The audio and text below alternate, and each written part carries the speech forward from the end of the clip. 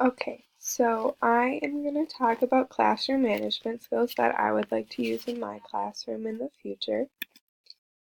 Um, so I did like beliefs and inclusion together because part of the beliefs of my classroom is that I want everyone to feel included. I want to have consistency with all of my students, make sure that I'm there to help them equally, or if someone needs more help, like I'll help them more, but I'll make sure that everyone has access to like my help whenever they need it.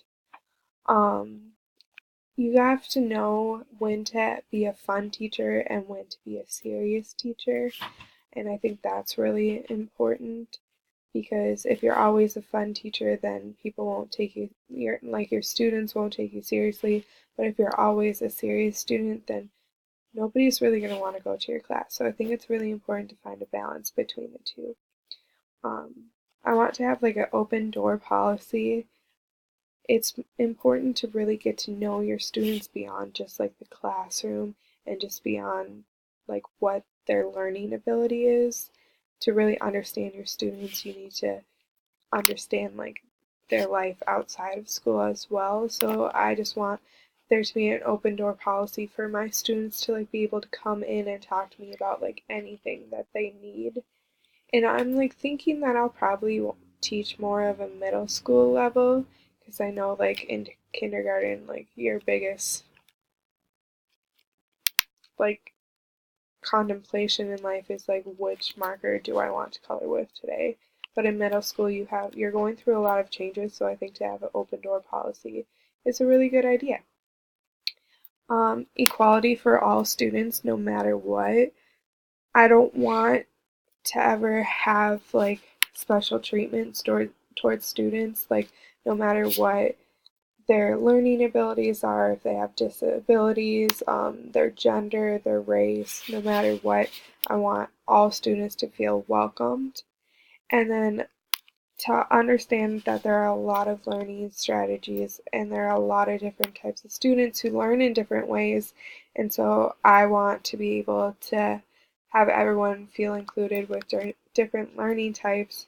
And so I need to learn how to teach all of those different learning strategies. And so I really liked this picture on here that says, if I don't learn the way you teach, then teach the way I learn.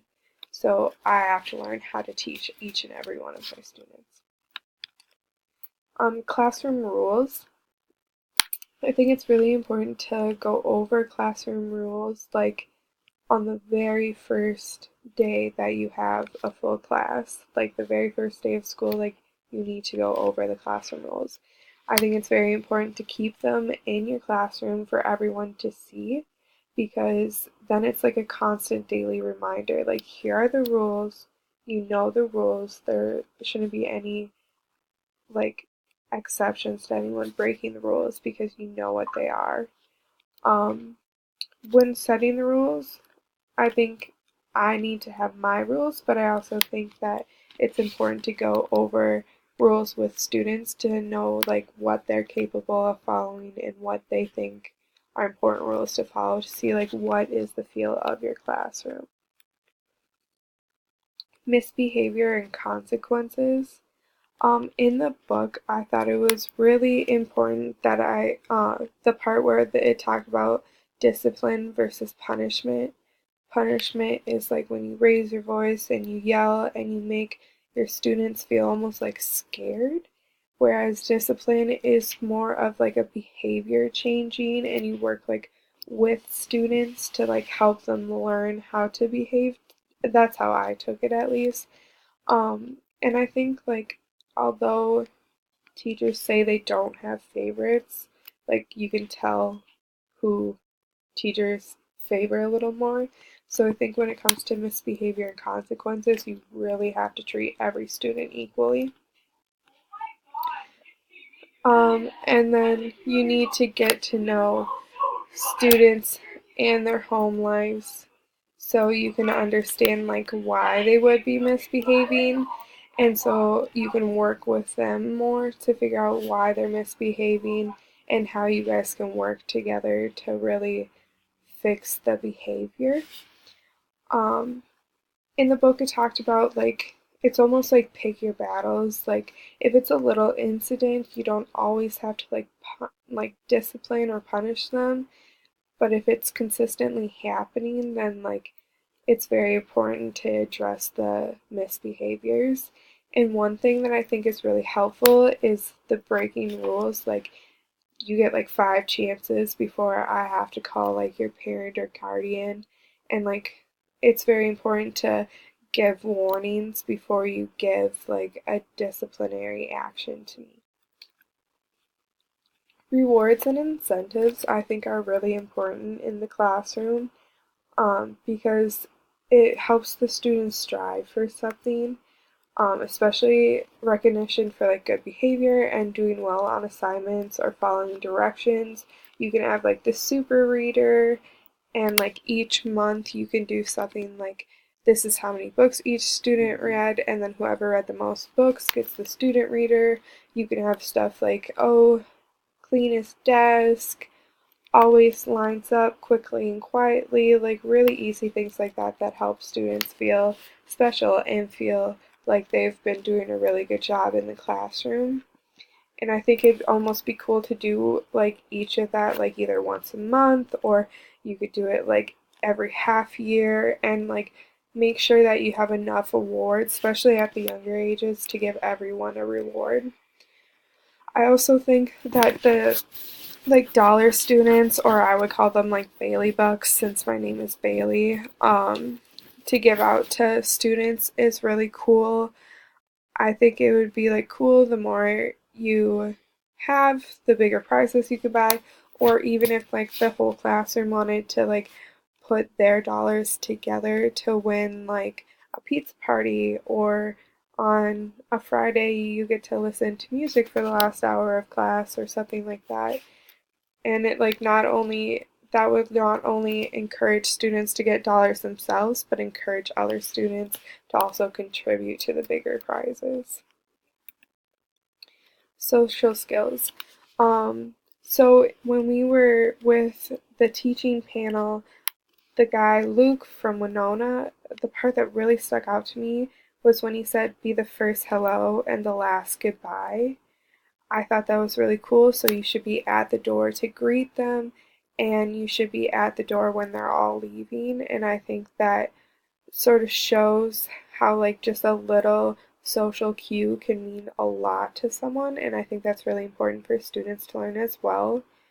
And then I think show or share and tell would be really cool to do.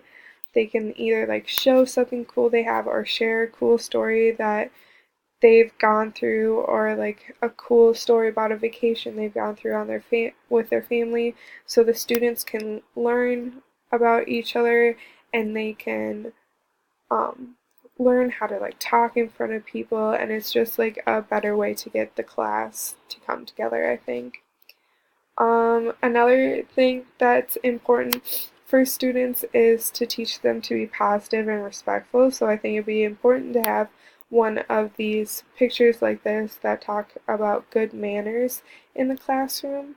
And like that could also be a way, if kids are following all the good manners, then they could earn like a Bailey buck or something.